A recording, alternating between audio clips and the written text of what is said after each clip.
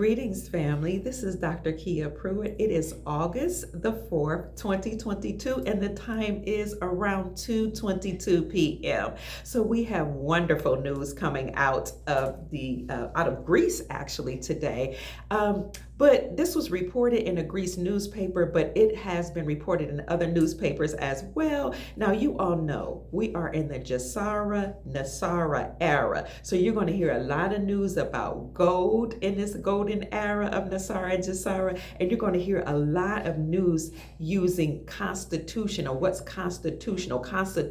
rhetoric, because we're moving from, as I told you before, an era where we were going by the law of maritime law or admiralty law, the law of the sea, and moving back to the law of the land or constitutional law. So here we go with great news about Putin. I don't know why it was reported in a Greece newspaper, but this is the one that I first read yesterday as breaking news, but it's actually all over different outlets. You just have to look for it. So yesterday, Putin announced total independence from the Rothschild controlled US dollar. So that was really, really good news, and it was encouraging because we've been saying anyway that Russia, China, and number 45 were working together to destroy the banking system. And as number 17 told us, we have gold, and gold will end the Fed. So gold will completely destroy the Fed. Before I get ahead of myself, now we all know that Russia had declared that they would move to the gold standard, but this is interesting because what Putin said was, I'm removing the chains from the wrists and ankles of my people and of future generations. He said, this is the greatest gift I can give our future generations, is liberation from the Rothschild controlled central banking system. Now, 2 years prior to that, President Putin had declared that by no means necessary will Jacob Rothschild or his cohorts or the cabal central banking system allow in his country or in any of his territories. Perhaps that's why he went into the Ukraine. And I'm saying perhaps as a teaser, because we all know that that is one of the reasons he went into the Ukraine, because he said it wouldn't happen to him, his people, his future generations, or no one in his territory. Now, what's very interesting about this particular news is that as I was reading this article, I said to myself, I heard this before. So I'm reading this article word by word, and I will put it in the description section so you can read it too. But I said to myself, I reported on this exact article 4 years ago. And so I looked into my archives and saw that this exact article is what I used 4 years ago. And I was, excited, and I was celebrating how Russia had said that they would not allow Jacob Rothschild in his country or his central banking system. And I had said that Putin was removing the chains from the wrists and the ankles of his people. But I'm amazed that this news is coming back out again, and it's the exact same article. So as I did my digging, I said, this was reported a couple times. So you will find it in 2018, in February 2021, and then on yesterday, August 3rd, 2022. So what you will see is that they recycle the news. Now, I don't know if it's just a few of us that heard this in 2018, but I did report it. And I don't know why they're recycling this. I really don't understand the media. But what I can tell you is when they report something in the news, what they're going to do or what they might do, my darlings, my sweethearts, my lovelies, they have already done it. Okay, so I will put those 3 articles in the description section so you can see it. And it's kind of like a Mandela effect. I really, as I was reading this, thinking, I've heard this before, I've seen it, I remember reporting on it. It was like a deja vu. And it reminded me of actually when Mandela died. Some people don't remember him dying the first time, but remember when he came out of prison and he became the president of South Africa? not too long ago, I turned to my children and I said, you all are adults now. You might not remember this, but I remember Nelson Mandela dying in the 1990s. Like, I remember it vividly. I remember where I was. I was living in Portsmouth, Ohio, on 9th Street in my little house, which now the school system, PHS, Portsmouth High School, took by eminent domain, didn't pay me a penny, but that's neither here nor there. But I was living in our family home, the home in which my children's father and I raised the children, and they were babies. And I remember him dying. I remember the president of South Africa dying, Nelson Mandela, and I remember it was a big funeral. We were crying. It was such a sad occasion, and I can recall thinking how sad I was for the people of South Africa, and how the wife must have been mourning because Winnie was waiting for him while he was in prison, and she was continuing on his cause to liberate the people and, you know, get rid of apartheid. It was a horrible, horrible experience, and it was so sad. So when he came out of prison and became the president, I thought I was losing it. So now I understand why they call it the Mandela effect. So I took to my social media platform and I asked people, do you all remember Nelson Mandela dying? Am I the only one? So some people remember it and some people don't. And so I don't know if we have several timelines operating at the same time, but you all please let me know in the comment section what you think about the Mandela effect. Is it real? Are there multiple timelines occurring at the same time? Or is it possible that some of us lived in one reality and others of us lived in a different reality? I don't know, but please let me know in the comment section what you think. And while we're at it, click please that you like or dislike, but I'm hoping you like this video, and also subscribe to my channel and share the videos that you think are very, very relevant for today's time. So that's not the only news. Also, what's going on, as you all know, is that countries are announcing moving to the gold standard. Now, I keep reporting this, and I don't know why, but people keep saying gold back is not the same as gold standard. You need to say that it's gold backed and not gold standard. Sweetie pies, I know what I'm talking about. I've done extensive research, as some of you all have. We are moving to the gold standard globally. And yes, I'm using the word global, and it doesn't mean globalist or the New World Order people that are in control. It means worldwide we're moving to gold. So Zimbabwe, as you know, has begun issuing out their coins, their 22-karat coins, and they're disseminating them as legal tender. But Zimbabwe is not the only African country moving to the gold standard. Nigeria has announced, yes, that they are moving to the gold standard, and they have begun issuing their SANU coin. That's what they call their gold coin, a SANU, S-A-N-U coin, and it's fully allocated digital silver and gold currency, and it can be fully redeemed both in Nigeria and in the UAE. So we see this happening before our eyes. This isn't just talk, it's not suspicion, it's not a rumor. This is really happening, family. So while you're hearing gold news coming out during this golden era, you're also seeing things happen in the court system. You're seeing things happen with the Supreme Court overturning certain things. Now, we all talked about what that meant.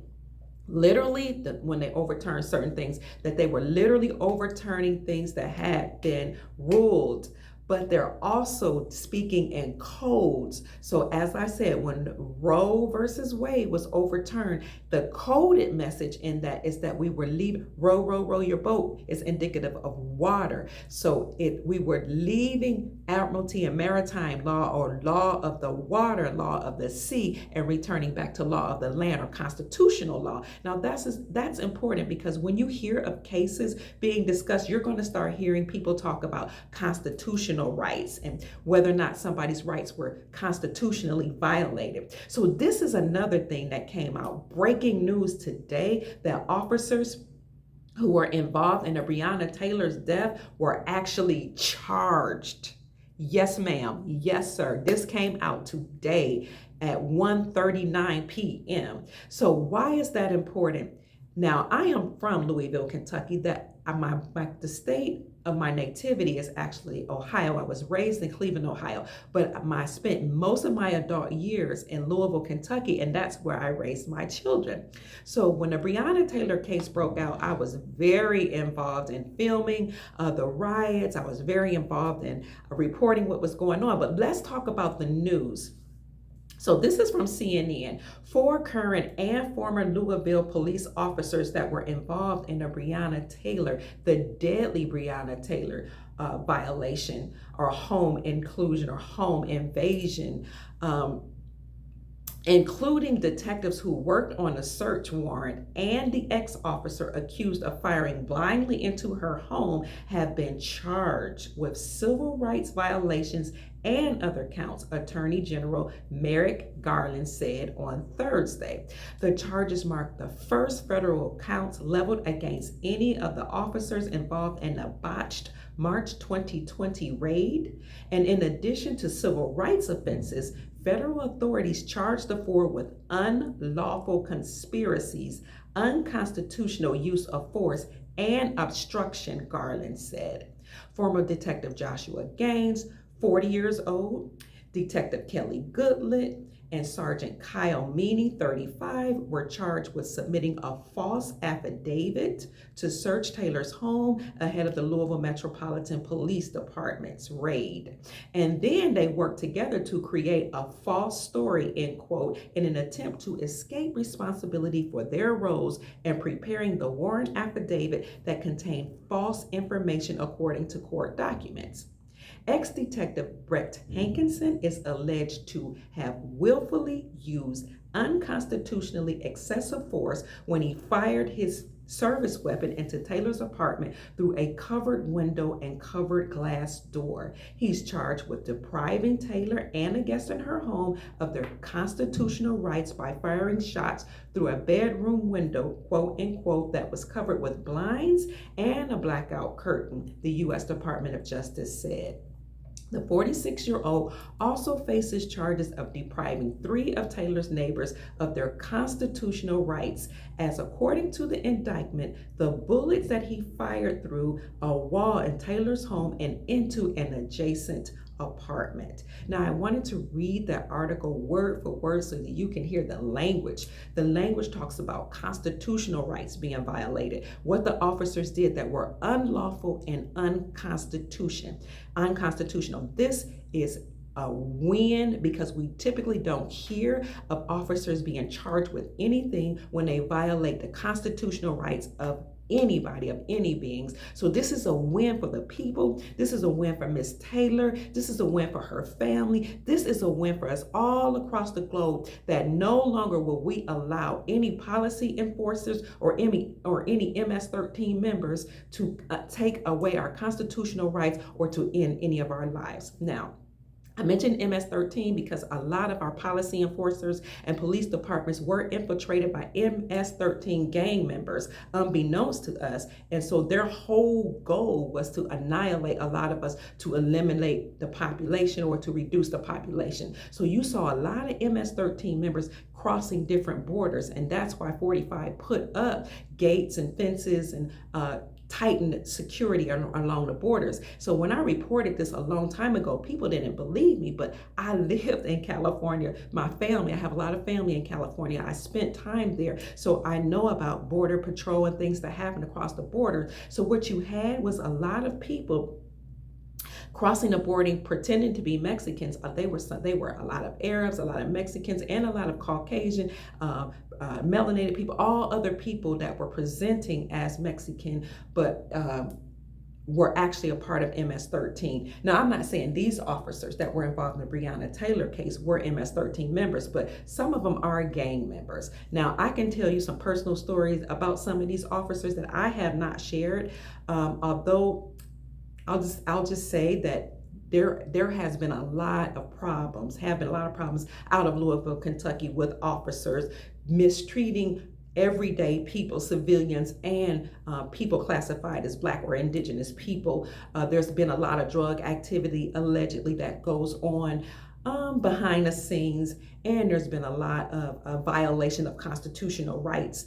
When 4th Street Live came up, which was a private part of downtown that was owned by some corporation. They wouldn't allow certain people to come on the scene or in 4th Street Live, which is downtown party scene, kind of like restaurants and entertainment. And if you came, now I understand a dress code, but if you came and they thought you didn't belong, police officers would be called, they would rough you up, they would beat up certain people. And I personally experienced that firsthand because it happened in my family with my sons.